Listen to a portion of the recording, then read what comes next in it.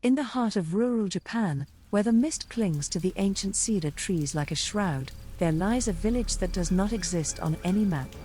The locals refer to it as Kogero, the village of shadows. To those who know of it, Kogero represents a nexus of the paranormal, an epicenter of inexplicable events that have accrued over generations, tales too chilling to be spoken of in the light of day. Part 1. The arrival. Akio, a skeptical journalist from Tokyo, had heard whispers of Kogero from an old innkeeper on a previous assignment in the prefecture of Gifu. Dismissing it initially as mere superstition, he found his curiosity piqued when a series of vivid dreams about the village began to disturb his sleep. Driven by a newfound obsession, he ventured into the rural hinterlands in search of Kogero, armed only with a camera and a notepad. After hours of navigating winding mountain roads shrouded in fog, Akio stumbled upon a narrow path flanked by stone lanterns covered in moss. With each step forward, the air grew inexplicably colder, and the forest seemed to press in closer. As he ventured deeper, the path dissolved into a village that appeared untouched by time. The houses were ancient, their woodwork intricate, and an eerie silence pervaded the air. There were no signs of life, yet a palpable sense of being watched lingered. Part 2. The first night, Akio decided to stay the night, setting up camp in an abandoned house that overlooked the village shrine. As dusk fell, the silence of the village deepened into an oppressive void. The only sound was the occasional creak of the timbers adjusting to the cool night air. As he prepared for bed, a soft murmur broke the stillness, a chant that seemed to come from the shrine. Compelled to investigate, Akio grabbed his camera and headed towards the source. The shrine was bathed in the pale light of the moon, casting long shadows across the stone path. As he approached, the chanting ceased abruptly, replaced by whispers that rustled through the leaves like wind.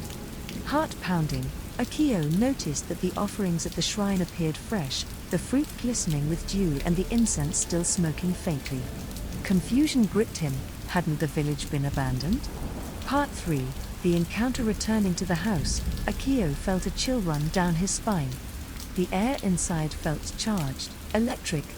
His camera began to malfunction, the screen flickering with static as he tried to review his photos. Suddenly, the temperature dropped, and his breath became visible in the icy air. The sound of soft footsteps echoed from the upper floor, slow and deliberate. Frozen in fear, Akio called out, "Who's there?" But only his echo answered back. The footsteps paused, then resumed, growing louder, closer. Without warning, a gust of wind slammed all the windows shut, plunging the house into silence once more. Akio felt the presence of something unseen, a weight of centuries of hidden secrets pressing in around him. Part 4. The revelation. By morning, the tension had lifted slightly, but the air remained cold. Venturing out into the village, Akio met an elderly woman, the first living soul he had seen. Her appearance was unsettling, her eyes a milky white and her movements slow but deliberate. She spoke in a hushed tone, her voice barely above a whisper, "You should not have come here." Ignoring her warning, Akio pressed her for information. She reluctantly recounted tales of the village, a hotspot for eerie, restless spirits anchored to the mortal realm by tragedy and malevolence. Each story was more terrifying than the last, involving vanishing villagers, spectral apparitions, and curses that befell those who dared to disturb the silence of Kogero. Part 5. The descent. The sun began to set as the woman's final tale came to an end. She described a ritual, performed once every decade, intended to appease the spirits. Tonight was the night of the ritual, she revealed with a tremor in her voice. The villagers, those who remained hidden from Akio's sight, would gather at the shrine to offer sacrifices to prevent the wrath of the spirits from consuming the village, and any outsiders within it. As darkness enveloped Kogero once again, Akio realized the peril he was in. He had to leave before the ritual began or risk becoming part of the village's dark history. Grabbing his gear, he rushed towards the path by which he had entered, only to find it obscured by an impenetrable fog. Heart racing, he looked back to see figures in traditional garb emerging from the houses, moving silently like shadows flickering through the mist. Each carried a lantern that cast eerie, dancing lights on the dirt path beneath their feet.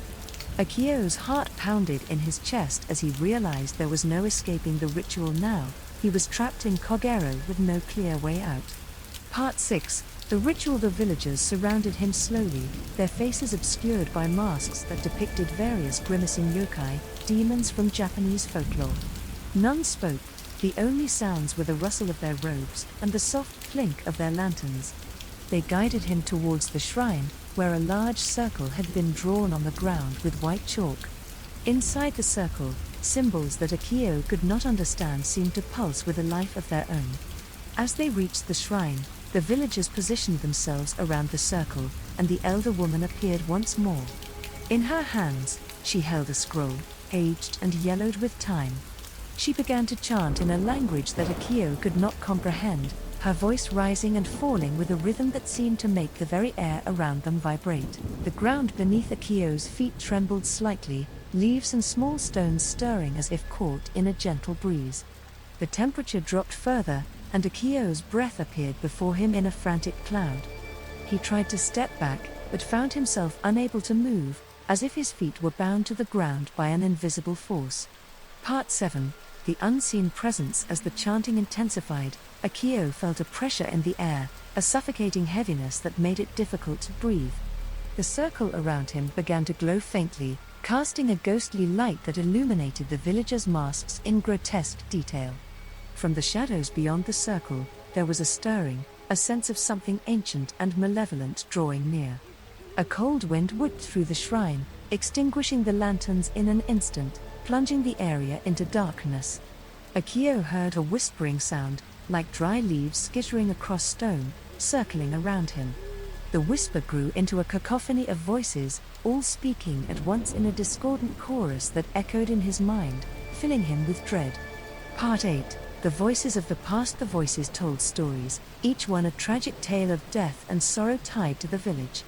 Akio saw visions of past rituals, glimpses of faces twisted in agony, their lives offered in sacrifice to appease whatever lay at the heart of Kogero. He realized that these were the spirits of the village, bound to the mortal world, forever reliving their deaths. One voice rose above the others, clear and piercing.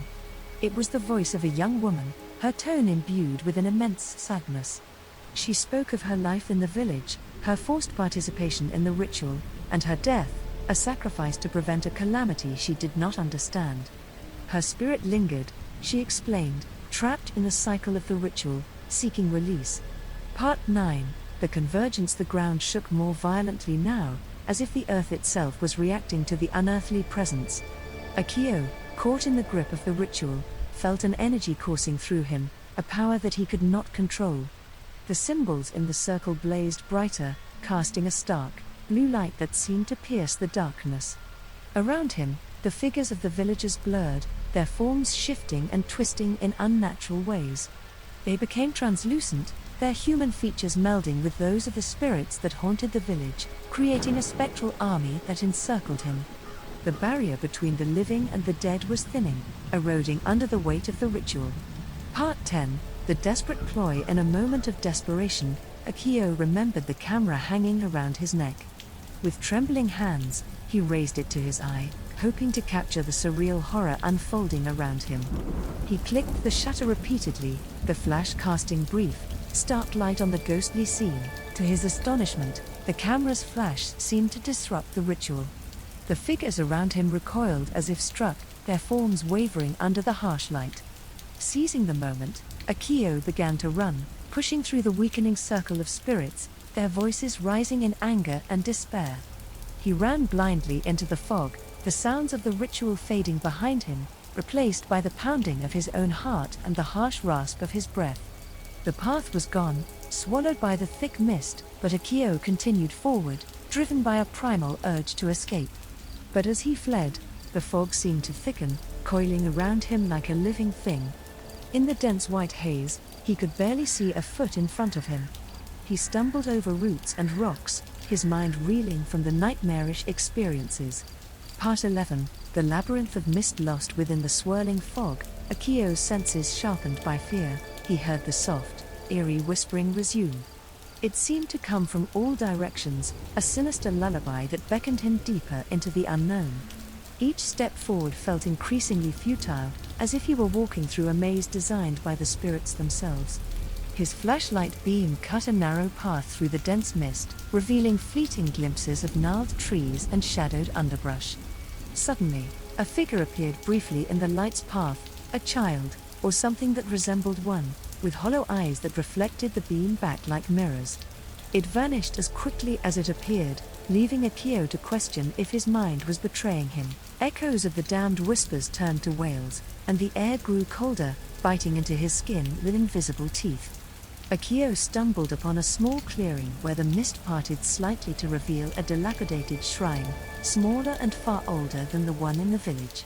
Its torii gate was almost completely consumed by overgrowth, its red paint flaked and faded into obscurity. Drawn by an inexplicable force, he approached the shrine. The ground was littered with old, cracked bones, their origins human or animal he could not tell. As he stepped closer, the air around him vibrated with a low hum, and the ground beneath his feet began to rumble softly. The bones stirred, as if agitated by his presence. From the shrine, a soft, luminescent glow began to emanate, casting eerie shadows. Within the light, the apparition of a woman materialized, her features sorrowful and worn by time. She reached out towards him, her mouth moving in silent desperation, trying to communicate a message lost to the howls of the wind. The forest of whispers. Akio backed away from the shrine, his mind reeling with terror. The apparition faded into the mist, but her presence lingered, haunting him with the sorrow in her eyes. He turned and ran, leaving the clearing behind, but the forest seemed to close in around him, the trees whispering secrets in a language not meant for the living. As he pushed through the undergrowth, a chorus of voices rose up around him, echoing through the trees. They spoke of tragedies long past, of rituals gone awry, and of curses that clung to the souls of the dead. Akio's heart pounded in his chest as he realized that the forest itself was alive with the memories of those who had perished. The river of souls emerging from the tree line, Akio found himself on the bank of a wide river. The water flowed black and silent beneath the moonlight, its surface mirroring the despair that filled the air. On the opposite bank, flickering lights moved like fireflies, but he knew they were not insects, spirits, perhaps, wandering along their eternal path. Compelled by a desire to understand, he searched along the riverbank for a way across. His flashlight illuminated a narrow, rickety bridge farther downstream, its wood rotting and covered with moss. With no other options, he stepped onto the bridge, each plank groaning under his weight, threatening to cast him into the spectral waters below. Whispered promises halfway across, the air shifted, and a deep silence enveloped the river. The whispering stopped abruptly, replaced by a single, clear voice that resonated with a deep melancholy. "Return what has been taken," it intoned, echoing in the stillness. Akio paused, his breath visible in the chill air, his mind racing to decipher the meaning. As he stood frozen, the river began to churn, the black waters swirling with an unseen force. Faces appeared beneath the surface, eyes devoid of life yet brimming with accusation. They stared up at him, their mouths moving in silent screams, as if drowning over and over again in their watery grave. The descent into madness terror overcame him, and he ran to the end of the bridge, barely making it across as the last planks fell into the turbulent river. The voices resumed, louder now, a cacophony of despair that seemed to claw at the edges of his sanity.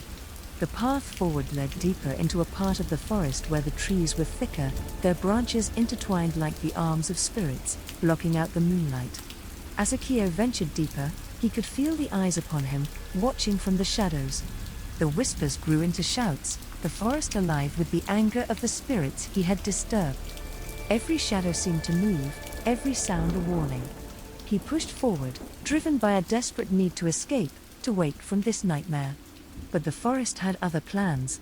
The path twisted and turned, looping back on itself, leading him further into darkness. The ground beneath his feet felt unstable, as if at any moment it might give way and swallow him whole. The air grew thicker, charged with a palpable sense of dread that clung to his skin like damp cloth. Every breath Akio took felt laborious, as if he were inhaling the very essence of the forest's despair. The circle of torment, stumbling through the underbrush, Akio noticed the trees began to arrange themselves in a circular pattern.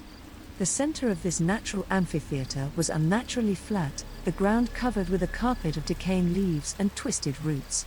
In the middle, a large, ancient oak stood sentinel, its trunk wide and gnarled, the branches reaching out like the fingers of a desperate hand.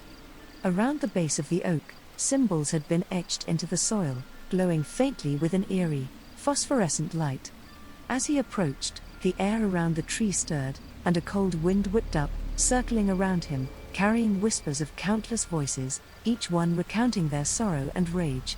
The binding drawn towards the tree by an unseen force, Akio found himself standing within the circle of symbols. The ground vibrated under his feet, a deep, resonant sound that seemed to come from the very depths of the earth. The wind increased, howling now, the voices louder, almost tangible, as if he could reach out and touch the spectral figures behind them. He tried to step back, to escape the circle, but his feet would not obey. It was as if the roots of the ancient oak had come alive, entwining around his ankles, holding him in place.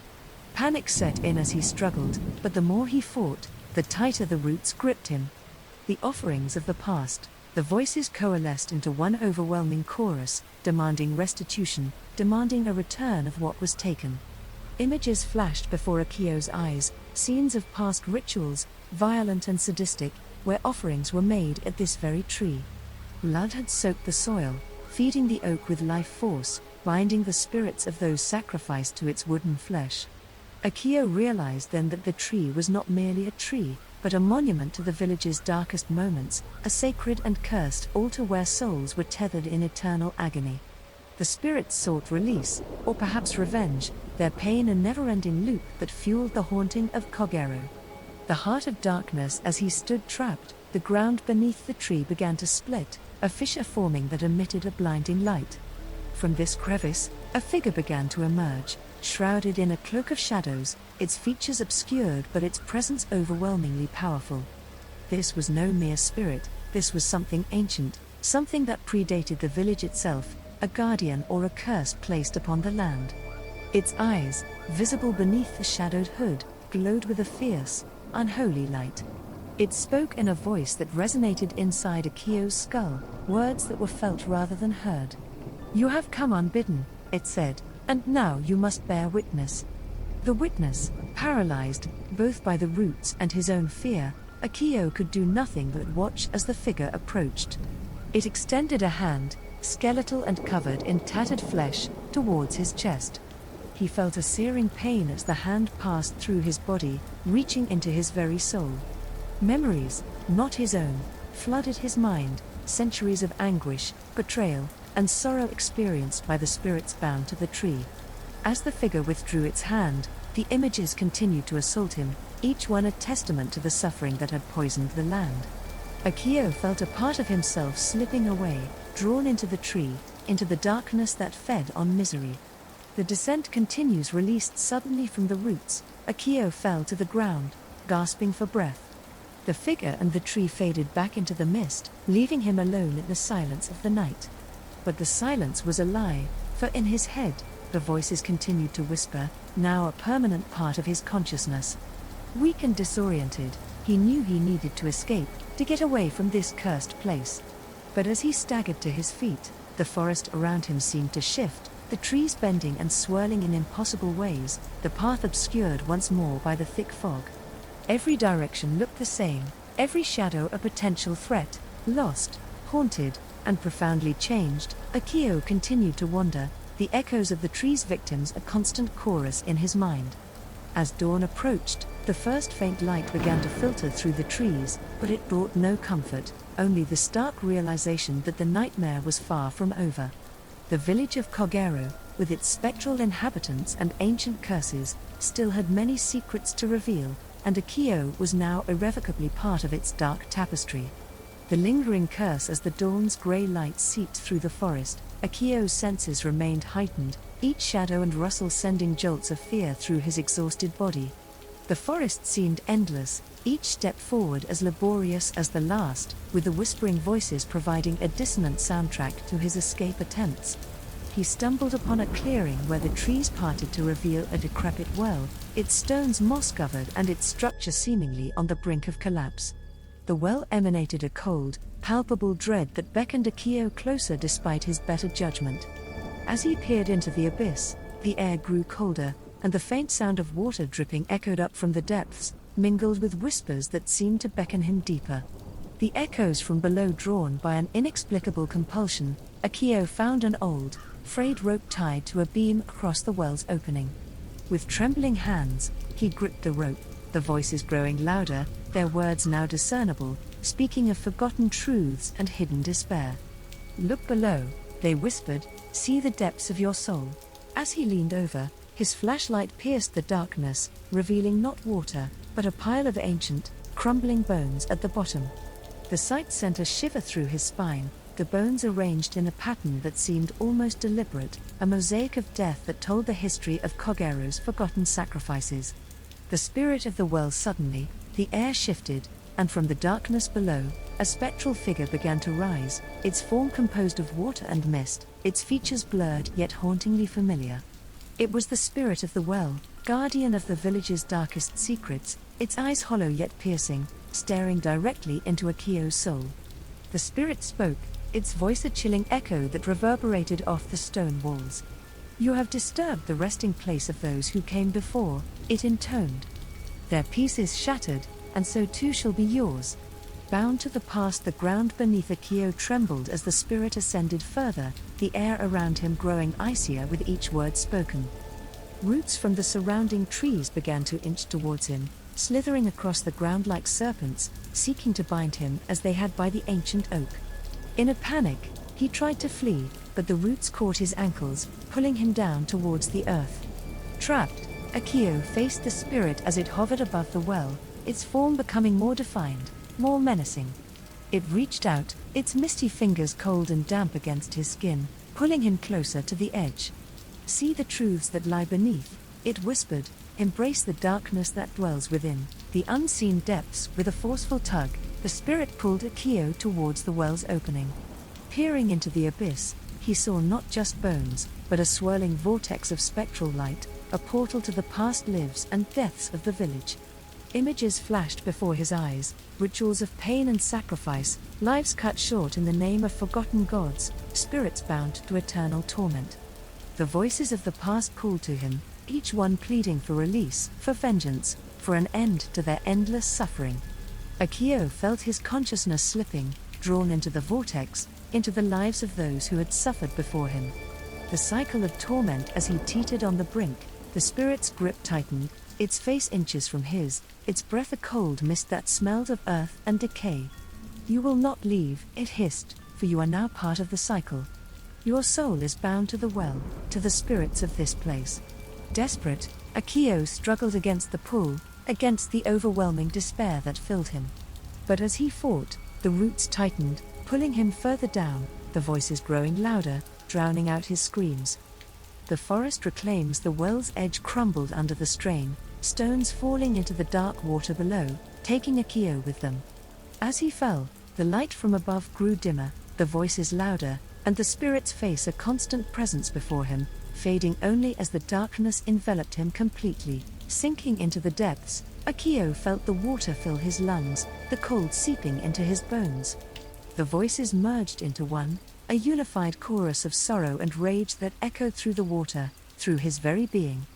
As he lost consciousness, he realized he was no longer falling, he was floating, suspended in the darkness, a part of Kogero's haunted legacy.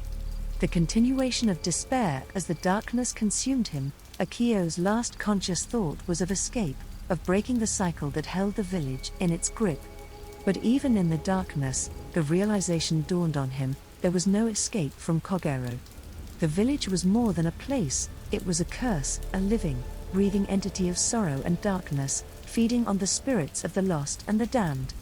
The abyss of souls. As Akio floated in the abyss, the spectral voices coalescing around him, he felt an eerie calm descend upon him.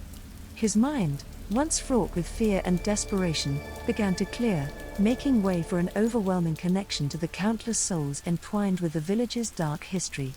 Each spirit shared with him their memories, their pain, and their ceaseless yearning for release. Amidst the torrent of emotions and fragmented histories, Akio sensed a faint glimmer of hope, a pulse of energy that seemed both ancient and powerful, a potential key to the salvation of Kogero's trapped souls. This energy seemed to emanate from the very heart of the village, from the old oak at the center of the ritual circle where his ordeal had intensified. The revelation, realizing that his connection to the spirits might allow him to alter the village's cursed fate, Akio focused on this glimmering energy, allowing it to guide his spirit back towards the light, towards the surface. As he ascended, the darkness began to recede, replaced by visions of the oak tree, its branches swaying as if calling to him. Breaking the surface, Akio found himself once again in the forest, but this time, everything was different. The oppressive atmosphere had lifted slightly, and the path back to the village was clear, as if the forest itself was guiding him. With each step, the energy grew stronger, and the voices of the spirits became more focused, chanting in unison for liberation. The gathering of shadows. Upon reaching the village, Akio saw that the spirits of Kogero had manifested around the ancient oak, their forms clearer and more distinct than ever before. They were all converging on the tree, their presence causing the air to shimmer with ethereal light. The ground around the oak was alive with energy, the symbols glowing brighter, pulsating in rhythm with the spirits' chants. Akio approached the tree, drawn by the power emanating from it. He placed his hands upon its gnarled bark, feeling the pulse of the village's heartwood under his fingertips. The spirits gathered around him, their whispers now imploring him to complete the ritual that had been corrupted so many centuries ago. The final ritual, with the guidance of the spirits, Akio began the ritual anew, chanting the ancient words that had been passed through the generations of Kogero's forgotten people. As he chanted, the symbols around the oak began to spin, creating a vortex of light that rose into the sky, piercing the perpetual gloom that had hung over the village. The air crackled with power as the ritual reached its climax. The spirits of Kogero, one by one, began to fade into the light, their forms dissolving into sparks that ascended into the vortex, their voices echoing thanks and relief as they were finally released from their earthly bindings. Akio felt the energy surge through him, a conduit for the village's pain and redemption. The oak tree's bark began to split, the fissure glowing with the same ethereal light, releasing the final spirits trapped within its wood. The edge of liberation. As the last of the spirits ascended, the light from the vortex grew blinding, engulfing the entire village in its radiance. Akio, standing at the heart of the storm, felt a profound peace settle over him. The curse of Kogero was breaking, its chains of sorrow and darkness shattering under the weight of the spirit's release. The light reached its zenith, and then, as quickly as it had exploded, it receded, pulling back into the oak, which now stood silent and dark, a mere tree once more. The village, bathed in the light of dawn, looked different to Akio's eyes, no longer a place of shadows, but just a forgotten piece of the world. Its nightmare finally ended. As Akio walked away from the village, the path clear and the air fresh, he felt a lightness he had not known since he first heard the whispers of Kogero.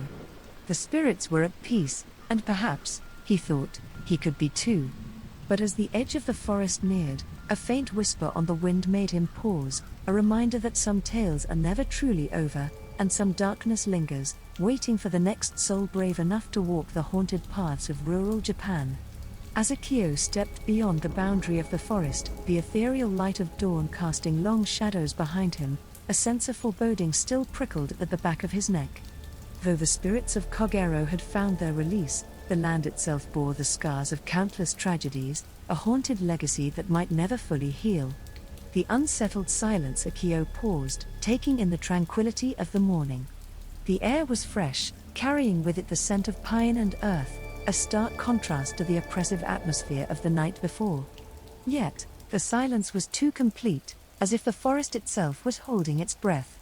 Turning to look back at the village one last time, Akio saw that the mist had returned, curling around the trees like a protective shroud, hiding Kogero once again from the outside world. It was as though the village, aware of its newfound peace, chose to isolate itself, a hidden sanctuary from the pains of the past. The whispering wind, as he continued to walk away, a soft whisper carried on the wind caught his ear. It was faint, almost lost in the rustle of the leaves, but unmistakably the same voice that had guided him through the darkness. It spoke a single word: remember. The weight of that command settled on Akio's shoulders like a cloak. Remembering meant carrying the stories of Kogero with him, ensuring that the pain and sacrifice of its lost souls were not in vain.